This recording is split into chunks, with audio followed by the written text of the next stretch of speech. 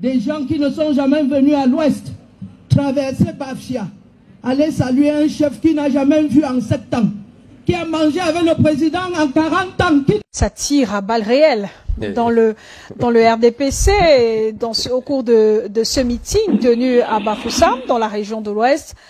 On entend Célestine Kétia-Cortés passer un message aux anciens alliés du président de la République, Paul Biya. Mais avant d'y revenir... Au stade Bamendi à Bafoussam, militants et sympathisants des 8 départements que compte la région de l'Ouest appellent à une mobilisation sans faille pour la réélection du candidat du RDPC. Dans les rangs, Alexandre Fauchivé invite la jeunesse. Les jeunes doivent aller vers la sécurité. C'est-à-dire, vous-même vous le savez, pour que vous puissiez vivre, il faut d'abord que votre sécurité soit assurée.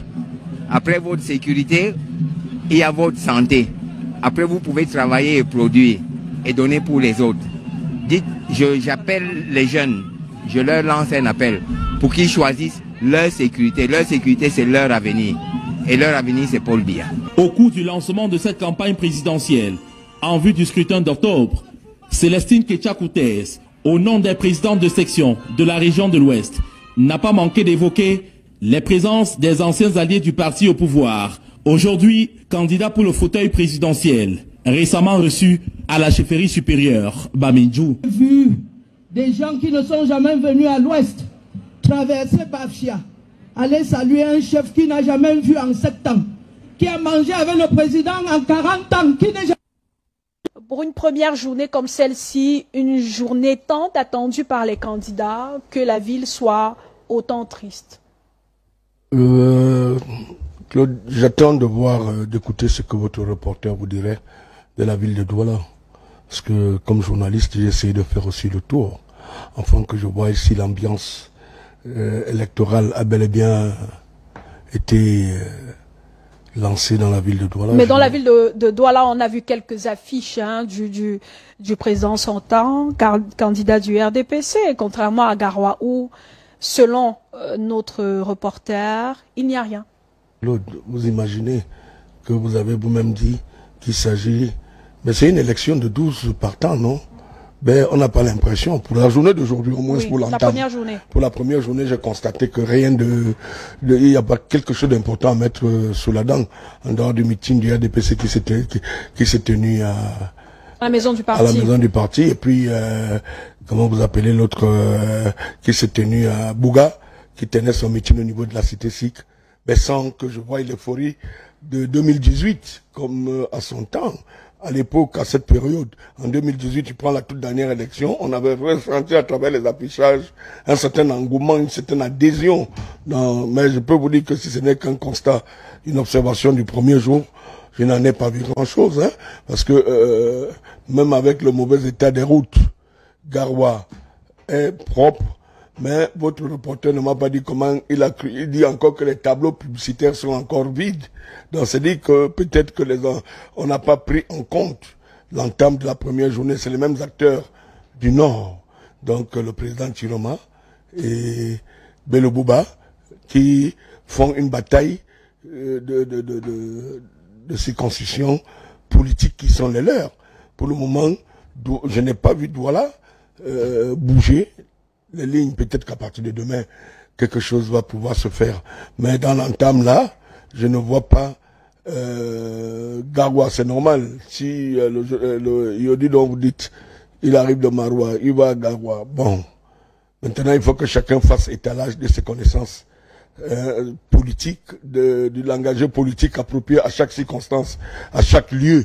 Il faut pouvoir adapter le langage qui pourra scier avec, si vous êtes dans le besoin d'un électorat. Donc toujours est-il que il a un atout, il est jeune, il est le plus jeune d'ailleurs des candidats. Et ça peut susciter des intéressements des jeunes. Mais je pense que si nous faisions une lecture, il faut qu'il fasse très attention parce que généralement c'est pas ce que les gens privilégient sur l'argumentaire d'être jeune. C'est pas un atout. Pourtant ça devrait y être. Les autres ont réussi à travers la jeunesse. Pourquoi pas lui? Je pense qu'il faut qu'on apprenne à agencer le système politique contextuel même du cadre dans lequel on se retrouve. Je crois que le discours politique doit être adapté selon les besoins des lieux et des circonstances qui paraissent être opportunes pour les uns et les autres. Parce que si on se lance dans une aventure en trouvant l'argumentaire tout simplement que je suis jeune et que aïe je vais mort, ça c'est du passé, de l'oublier. On a des sérieux problèmes dans ce pays, on a des problèmes économiques, il faut trouver des solutions économiques, on a des problèmes politiques, il faut trouver des solutions politiques, il y a des problèmes sociaux, il faut trouver des solutions à ces problèmes. Ce n'est pas le tout, n'est pas de dire que je suis jeune, c'est très facile, mais il faut trouver le langage adapté dans le contexte actuel pour que les Camerounais acceptent d'adhérer dans la vision politique de chaque leader politique. Mais en insistant, en misant sur les jeunes, n'est-ce pas parce que c'est cet électorat-là que beaucoup ont du mal à convaincre? Les jeunes qui, par le passé, ont décidé de ne pas participer à l'élection présidentielle, même s'ils n'étaient pas les seuls. Les jeunes qui participeront peut-être pour certains, pour la première fois, à un scrutin, à une élection présidentielle. On en a appelé à presque 10 millions d'électeurs. Mais je ne pense pas que ces jeunes ont vraiment capté le message qui avait été fait depuis, parce que il me souviens que Cabral Libi en avait fait un appel de 11 millions d'inscrits, et après notre confrère Guibaï en avait aussi appelé à une quantité d'inscrits. Le problème, c'est le message, Claude. Moi, j'ai beau être jeune, si le message ne scie pas avec mes préoccupations, je ne saurais venir donner. Le besoin fondamental, c'est d'appeler les jeunes, ceux qui se sont inscrits, et aller voter. Parce que quand vous faites un peu une espèce d'approche, vous avez l'impression que les jeunes sont titanisés au cours de cette élection. Et titanisés parce que peut-être que leurs candidats, certains de leurs candidats ont été éliminés, d'autres estiment que les cartes sont déjà jouées. Tout ça, il ne faut pas sortir de cette approche politique. Ce qui est évident, les jeunes, s'ils se sont inscrits et que le pourcentage d'inscrits permette à ce qu'ils sortent, moi je conseillerais aux jeunes de sortir, d'aller voter, que de s'embrigader dans la logique de dire que les cartes sont pipées. On connaît déjà le résultat. On connaît déjà le résultat. Et c'est ça qui ferait effectivement, ça c'est peut-être ce que souhaiterait un certain parti, je suis pas là pour vouloir évidemment. Voilà, un certain parti, peut-être que là c'est une de leurs cartes. Mais c'est les jeunes maintenant à saisir. Il vaut mieux savoir que j'ai été voté et que mon vote n'a pas été pris en considération que de rester avec ma carte et ne pas le faire. C'est un devoir citoyen où moi, j'estime qu'il faudrait bien que les jeunes comprennent le message des autres jeunes, parce que le candidat qui était à Garoua aujourd'hui a plaidé pour que les jeunes sortent et qu'ils aillent voter. Et c'est un message qu'il faudrait bien tenir partout. Il n'y a pas que les jeunes, il y a les femmes. Elles sont une quantité importante d'ailleurs à s'inscrire sur les listes, et que si les femmes et les jeunes ne sortent pas, c'est une élection morte. Merci. La ville de Maroua fait sa mue, attend certainement l'arrivée d'un hôte de marque. Le président de la République, le président sortant, candidat du RDPC, est annoncé de ce côté lundi pour un meeting. Ce n'est pas la première fois qu'il se rende dans cette partie du pays, mais pourquoi reproduire le même exercice quand une ville comme Douala l'attend également? Claude, je vais commencer par dire ce que j'ai dit tantôt, que là on est en campagne électorale, en réalité. Ça veut dire qu'il y a des candidats qui sont dehors pour essayer de mobiliser au pied de mener des opérations de charme en direction des populations. Sauf que là, on nous parle ici du président de la République. Ça me pose un problème sérieux. Ça me pose un problème. Au point où on nous dit que la ville est en train de faire sa mue. S'il va à Garoua, le président sortant Paul Biya, il n'y va pas en tant que président de la République. Autrement, c'est des abus des biens sociaux, tout simplement. C'est des abus des biens de l'État qu'il est en train d'utiliser pour faire sa campagne. C'est du personnel de l'État qu'il est en train d'utiliser. Attends, il n'est pas le seul candidat qui est allé à Garoua et qui va y aller. Pourquoi lui particulièrement on va se mettre à faire la mue de la ville faite jusqu'à ce que, comme le correspondant disait, les gens disent dans la ville qu'il faut que le président vienne tous les jours parce que toutes les infrastructures qui ont été abandonnées, on est en train de les relooker et leur donner un visage un peu plus. Ça veut dire que ce n'est pas le candidat Paul Biya qui arrive, mais le président de la République, Paul Biya. Sauf que ce déplacement, s'il a lieu, est un déplacement qui rentre dans le compte de la campagne électorale. Donc, en réalité, si on ne dénonce pas ce genre d'attitude, si on ne fait pas remarquer cela, pour que de plus en plus, et les camps qui sont en charge de l'organisation des élections veillent à cela, on va toujours continuer à laisser les présidents sortants avoir ce pas d'avance sur les autres candidats, avoir ce traitement privilégié du protocole de l'État. Moi, je trouve que c'est pas normal. Il faudrait qu'on laisse les candidats, parce que il n'est pas normal qu'au départ, tout le monde est sur le starting block maintenant. Tout le monde est en train d'aller chercher un électorat. Tout le monde, en tant que candidat, pas en tant que président. Donc, en fait, comme ça se voit ailleurs, tout le monde devait être dépouillé de cela. Quand il y a une campagne électorale aux États-Unis, par exemple, en période de campagne, quand le président sortant, même si les candidats il se déplacent, il n'utilise pas le matériel de l'État. Il n'utilise pas l'avion présidentiel, le Air Force One pour se déplacer. Non, il laisse ça de côté et pas avec ses moyens personnels, le moyen de son parti, le moyen privé, l'argent collecté pour la campagne, effectivement.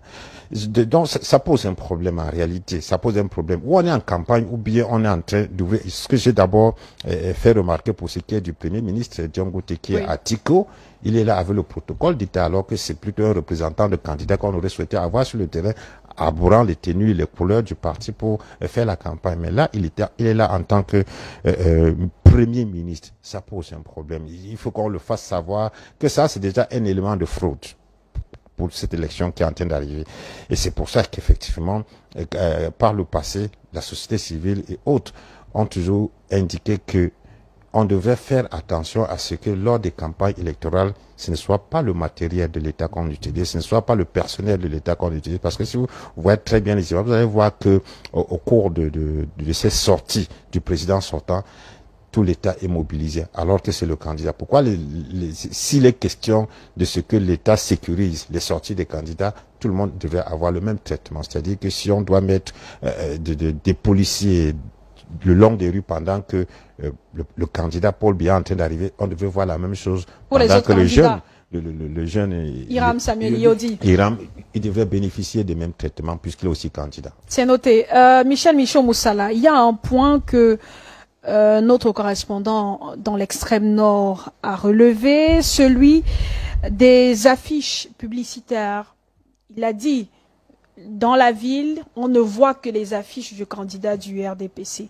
Un peu plus tôt dans la journée, on a vu la députée du PCRN, Nourane Faustine, dénoncer un accaparement d'espace publicitaire par le RDPC, en tout cas par le candidat du RDPC. C'est de bonne guerre ou alors c'est anormal? Ben écoute, je pense que Roland a parlé d'une situation vécue. Elle dit que c'est du 2 poids 2 mesures. On ne peut pas au même moment être partant pour un sprint et que vous utilisiez, vous avez 2 pas d'avance sur ma personne et qu'on nous demande à la fin de donner un résultat, ce qui n'est pas possible. Ce qui est bizarre, c'est que ça se dénonce depuis des années. Ben, le même phénomène se récidive. Ça veut dire que depuis 2018, vous verrez même sur les plaques publicitaires, hein, s'ils ont été élégants aujourd'hui, toute la nuit avant 6 heures du matin, vous trouverez que c'est la candidature de M. Biya, le candidat du RDPC qui va occuper les affiches. Mais la campagne s'ouvre à minuit. Oui, mais c'est pour ça que je dis que... Donc l'équipe était déjà mobilisée. Mais eux, ils ont des moyens d'État. Ce qu'il faut déjà savoir, moi je sais que le président Cabral Libé devait tenir un meeting demain. Ils ont sollicité par exemple le stade Omnisport. Mais c'est à 17h que j'aurais appris que le gouverneur aurait dit que là il y a le dépôt des camions entre Total et Bepanda. Bepanda, oui. Hein? C'est inadmissible. Bon, peut-être que l'ONIES auraient demandé qu'on leur donne de l'argent pour occuper l'espace approprié. Non. Elle dit qu'il faut qu'on fasse des choses, au moins pour... on sait bien que dans le RDPC, c'est des excellents boulangers. Donc, ce n'est pas surprenant. Pour ce qui se passe, c'est une attitude de la ruse habituelle que ils se donnent à tout. Roland, tu ne peux pas être surpris. Malheureusement, nous avions un devoir de journaliste de dénoncer. Évidemment. Et c'est ça qui nous interpelle. Sinon, vous allez faire quoi devant cette mastodonte? Eux, ils ont une logique de garder le pouvoir. Eux, ils sont dans une logique de garder le pouvoir par tous les moyens. Vous ne verrez jamais. Vous ne verrez jamais. Et ça, c'est un constat. Si vous preniez seulement sur vous une attitude administrative de nos dirigeants en ce moment, vous verrez que à partir de demain, tous les grands fonctionnaires là seront absents de leur poste. Hein. Pourquoi est-ce que ça vous... Moi, je ne suis pas surpris que j'aille dans mon département, dans mon arrondissement. Ils sont là-bas pour venir... en réalité, c'est d'autres messages. Bon, on les a vus d'ailleurs aujourd'hui lors des meetings à travers le pays. Beaucoup sont retournés dans leur base. Tout à l'heure, on voyait la ministre de l'Habitat, Célestine Ketcha-Courtès, à l'Ouest. On a vu le ministre de la Justice à Douala pour le meeting à la maison du parti. Voilà. Mais Claude, c'est un peu farfelu qu'on en soit à s'approprier la scène politique. Attention, quand il arrivera qu'elle vous échappe. Et ce serait très dangereux parce que, imaginons un seul instant, que ce soit quelqu'un d'autre qui vienne apprendre à gagner cette élection. Je ne sais pas comment ces gens, ces fonctionnaires qui ont pris qui sont partis, pourront regagner leur poste de travail dans le cas où il y a une programmation contraire de ce qu'ils attendraient des résultats de l'élection présidentielle. Il faudrait faire très attention. On ne va pas persécuter. Vous allez voir que vous allez rencontrer même des médecins qui ont abandonné leur poste pour se retrouver en campagne. Parce que bon, c'est le seul moyen. Je vous ai dit ici à une de vos émissions que on ne va pas au village pour aller poser les problèmes des projets de société et pour que nous y adhérions. Non, on n'adhère pas. On vient vous dire que vous, les Mbamois, vous avez 4 ministres. Si vous ne votez pas pour le Mbam, si vous ne votez pas au Mbam, vous ne votez pas le RDPC, vous allez perdre les 4 postes ministériels. Il n'y a pas on ne vient pas se faire il n'y a pas une projection. Donc c'est l'objet de ces campagnes qui sont C'est l'objet. Il n'y a pas de discours qu'on vient tenir aux gens. Il n'y a pas de discours. Vous attendez quel type de discours? En 44 ans, vous n'avez pas pu mettre les lumières. Vous ne pouvez même pas débarrasser Douala de ses ordures. Hein? Vous croyez que vous venez tenir quel discours aux gens? La réalité, c'est que le message que les uns et les autres porteront pour venir dire dans les villages, encore que c'est ce que les hommes attendent, c'est que moi, dès demain, je peux te le dire, Claude, je vais faire le tour. Partout il y a un meeting du RDPC, j'irai manger. Parce que c'est l'occasion, j'ai 2 semaines pour que je prenne au moins un peu du poids. Je peux vous faire rire, mais c'est la vérité. Je suis sur un plateau sérieux. Parce que je dis à mes frères de ne pas louper la moindre occasion. Parce que si vous attendiez qu'on vienne vous dire qu'on va vous construire des immeubles de 44 ans, si on n'a pas pu le faire. Si c'est en 2 semaines, moi, vraiment, ça peut faire rire. Fais des provisions, allez manger. Je vais me provisionner. Non, les 2 semaines, si 3 semaines, vraiment, je peux vous rassurer que je demande à mes frères que c'est l'occasion. On viendra encore les nourrir quand. Il faut qu'ils tombent. Moi, dès demain, je suis journaliste. Partout où j'apprends qu'il y a un meeting, je suis au rebond. Pendant ces 2 semaines, Tchap, il me verra, je vais prendre du poids. Il n'y a pas un message. Si je vais écouter quoi? Honnêtement, en dehors de ce que les 11 autres postulants peuvent venir dire. Et qu'on peut prendre. Oui, je prends le président de la République, ils sont 12. Maintenant, ils sont 10. Il y a un qui s'est retiré pour soutenir le candidat Bello Bouba Maïgari. Oui. Le candidat du PAL, Atekiseta Caxton, qui a annoncé le retrait de sa candidature. Toutes mes excuses parce que je sors j'ai pas pu regarder les réseaux sociaux, mais je puis vous avouer que même si c'était 10 qui restaient, ceux-là vont venir parler de projets de société peut-être qui puissent capter notre attention, mais je vous avoue que le discours que vous irez entendre, déjà on vous a pondu des ouvrages de 600 pages, qui n'ont rien de quelque chose de plus substantiel à l'intérieur. Quand vous parcourez cet ouvrage que j'ai pris avant-hier, je croyais trouver du neuf. Mais c'est complètement du réchauffé. Une pâte pleine et rien de plus concret. Donc moi, j'estime que dans ce contexte, vous verrez que ils vont utiliser l'armada qui est le leur. Et ça, c'est évident. Malheureusement, on n'aura que nos yeux pour pleurer. On parle toujours du RDPC, le Rassemblement démocratique du peuple camerounais, qui a donné le coup d'envoi de sa campagne électorale, cette fois-ci à la place des fêtes à Ngaoundéré. Les militants et sympathisants alliés politiques ont réaffirmé leur soutien au président sortant candidat Paul Biya autour d'une stratégie axée sur le maillage territorial et les 11 points forts de son programme. D'autres précisions dans cet élément d'Amadou Bello.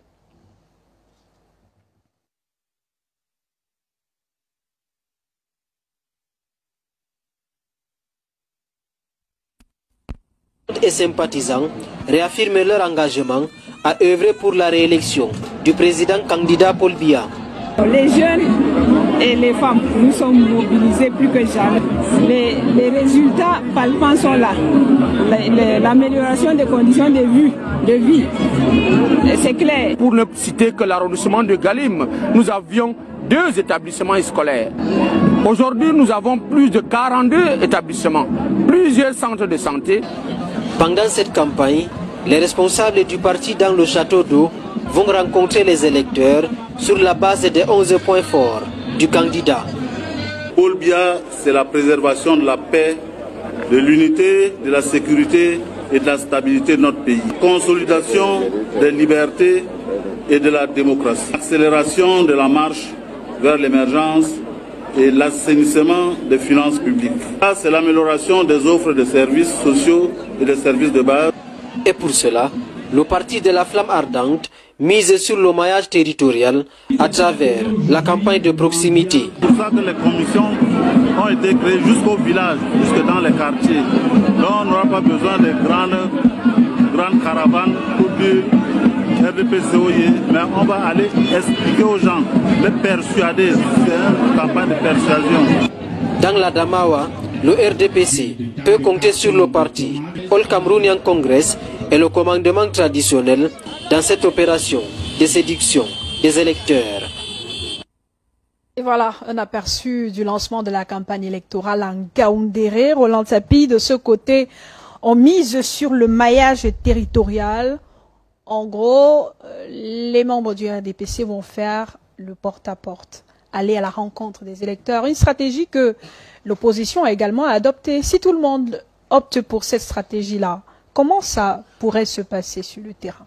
Vous savez, en cette période, il faut être honnête de le dire, les populations en réalité n'attendent pas grand-chose. Première raison, c'est pourquoi? Parce que ils n'entendent pas les discours. Ce que vous allez venir expliquer, là, on va monter, on va descendre, là. Ils posent la question concrètement, là, maintenant, qu'est-ce que j'ai? Qu'est-ce que j'ai? Et comme la stratégie, malheureusement, de la campagne au Cameroun, initiée ou plutôt entretenue depuis longtemps par le parti au pouvoir et qui est une habitude qui est en train d'être copiée par les autres, c'est de penser que la seule façon de convaincre l'électorat, c'est de lui donner à manger sur le coup. Évidemment, quand on fait le porte-à-porte, là, ce n'est pas pour faire un peu comme les témoins de Jéhovah, c'est-à-dire que donner un bout de papier, dire que bon, voilà, il faut donner votre vie à Jéhovah parce que il y a le paradis qui est sur terre et à un moment donné, non. En réalité, ils se promènent porte à porte comme ça pour distribuer des morceaux de savon et autres. Vous n'avez qu'à suivre les caravanes qui font ces porte-à-porte-là. Il y a toujours derrière un cargo qui porte des choses, même si c'est pas très visible, tous les moyens de le faire parce qu'on ne peut pas, disent-ils, venir rendre visite à quelqu'un à qui on demande quelque chose sans laisser quelque chose. Vides. Évidemment, c'est un peu culturel, explique-t-il. Une pratique pourtant interdite par la loi électorale parce que ce qu'on appelle l'achat de conscience. Vous ne pouvez pas, la loi interdit qu'on obtienne un électorat ou bien un vote en contrepartie d'un avantage qu'on promet, en dehors du programme qu'on doit présenter aux gens. Donc le porte-à-porte, en réalité, c'est le seul moyen maintenant de pouvoir distribuer des petits avantages, que ce soit en nature ou en espèces, sans que ce soit trop visible, et en s'assurant qu'effectivement ce maillage-là, ça permette de toucher le maximum de personnes. Parce que s'ils le font sur une place publique où les gens sont venus, ils sont pas sûrs que tout le monde a eu la possibilité de se déplacer de chez lui pour venir sur le lieu. Et je peux vous rassurer que il n'y a que le parti au pouvoir qui a l'avantage de pouvoir faire ce porte-à-porte avec un succès relatif. Parce que ça demande des moyens, de locomotion, du transport, une logistique sérieuse que les autres partis n'ont pas. D'ailleurs, on a vu le parti au pouvoir lancer en simultané sa campagne dans les 10 régions du pays. Oui, pour nous montrer qu'ils ont beaucoup de militants, qui sont représentés partout, c'est le discours qu'ils ont toujours tenu, qui sont représentés dans tous les 360 arrondissements que compte le Cameroun et qu'il n'y a personne qui puisse les battre sur le terrain. Nous leur concédons. Parce qu'on sait très bien qu'ils s'appuient toujours sur le personnel de l'État qui est supposé être partout. Et comme chacun de son côté, comme expliqué Michaud Moussala, veut être présent sur le terrain et prouver au prince qu'il a beaucoup travaillé pour maintenir son giron dans l'escarcelle du RDPC. Personne ne veut se négliger, comme on dit généralement. À propos, justement, on a suivi le discours de la ministre Célestine Ketcha-Courtez qui s'est attaquée aux anciens alliés du président de la République. C'est dommage. Parce que autant on dit que pendant la campagne, tout est permis, les coups bas, les coups en dessous de la ceinture, bref, mais il faudrait qu'on ait quand même un langage de retenue vis-à-vis des anciens collaborateurs. N'est-ce pas parce qu'ils sont sortis aujourd'hui pour être dans l'opposition que on doit avoir du mal ou bien on doit toujours dénigrer leurs actions. Ils sont en campagne eux aussi. S'ils estiment qu'il y a un chef traditionnel à tel endroit qui peut être un soutien pour eux, pourquoi est-ce qu'on empêcherait d'aller le voir? Vous avez constaté également qu'à un moment donné, lors de la pré-campagne, il y a une sénatrice dans le ONCAM qui a annoncé clairement qu'on va chasser du département ceux qui sont venus, je ne sais d'où en réalité, parce que là la question se pose, sont venus et qui font perdre le RDPC. Même si elle dit que ses propos ont été manipulés, mal interprétés. Oui, on sait, tout le monde peut toujours dire que ses propos ont été manipulés. Ce que je veux dire, c'est que en cette période-ci, autant le Conseil national de la communication est devenu un gendarme un peu plus sévère vis-à-vis des médias en contrôlant leur discours, ce qui se dit sur les antennes aussi, autant, je ne sais pas si c'est le MINAT ou n'importe qui devrait être suffisamment méticuleux par rapport aux discours qui sont tenus sur le terrain lors des campagnes. C'est vrai, on est en campagne, mais en réalité, il faudrait être là pour présenter son programme ou bien quelque chose d'alléchant aux populations sans s'intéresser forcément aux autres. Est-ce qu'en insultant l'adversaire, ça me donne un électorat? Pas du tout. Je pense que si on était dans un environnement sain, l'électorat sera plus séduit parce que moi je propose que par la qualité ou bien la quantité d'injures que je professe vis-à-vis d'un concurrent. Parce que ceux qui comprennent bien vont dire qui attend. Quelqu'un comme ça qui passe son temps à insulter plutôt les autres, c'est quel type de moralité qui va pouvoir, et qui donne comme exemple s'il devient, enfin, si son parti, si ce n'est pas lui-même le candidat, si son parti reste au pouvoir, les populations de plus en plus commencent à se poser des questions. Donc, c'est malheureux. À un moment donné, ils vont se rendre compte que c'est contre-productif. Vous n'avez, vous aussi, qu'à aller rencontrer le même chef. Si vous estimez qu'il y a des personnes, d'autres candidats qui sont allés rencontrer, allez-y. D'ailleurs, qui s'est montré ouvert. Il a reçu plusieurs candidats à l'élection présidentielle. Évidemment, on parle bien du chef supérieur du groupement Bamenjou, Sa Majesté Sokoudou Jean Rameau Bobda, qui, attends, on dit, la ministre dit qu'il y a des gens qui l'ont pas vu depuis 7 ans, qui subitement se rappellent que, oui, on peut lui opposer ça également. Maintenant, elle est prête à aller partout dans sa propre localité où elle n'est pas encore, elle n'est pas passée depuis 7 ans aussi, mais elle va y aller. Ce qu'on reproche au président de la République, c'est souvent nous étaler un casting gouvernemental qui